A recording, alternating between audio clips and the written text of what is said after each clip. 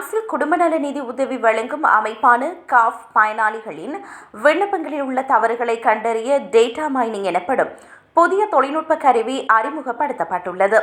இந்த புதிய மென்பொருள் பயனாளிகள் தற்செயலாக செய்யும் தவறுகள் அல்லது தகவல்களை புதுப்பிக்காததால் ஏற்படும் பிழைகளை துல்லியமாக கண்டறிய உதவும்.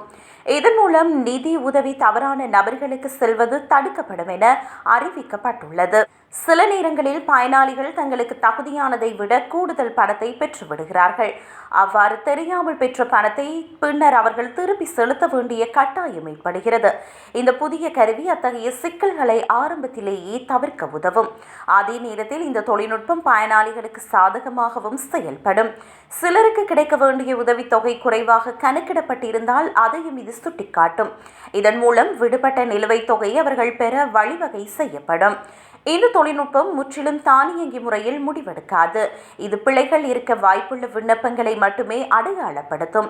அதன் பின்னர் காஃப் அதிகாரிகள் அந்த விண்ணப்பங்களை நேரடியாக ஆய்வு செய்து இறுதி முடிவை எடுப்பார்கள்.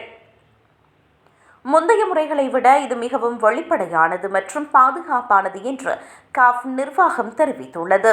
இதற்காக பயன்படுத்தப்படும் மென்பொருள் குறியீடுகள் பொதுமக்களின் பார்வைக்கும் வெளியிடப்பட்டுள்ளன.